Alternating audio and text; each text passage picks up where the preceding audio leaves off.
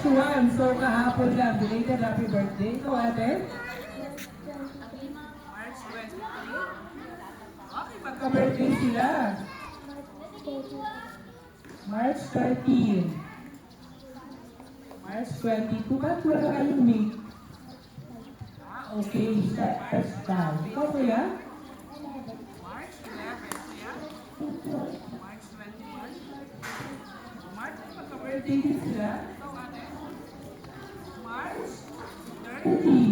Good, ate? March 22. March 16. March 28. Ito kuya. March 28. Ito kuya. March 14. March 8. At si Ma'am Jocelyn ay? March 8. Okay, March 8. Happy birthday naman po sa inyong lahat. Pagpasensya niyo na kaya.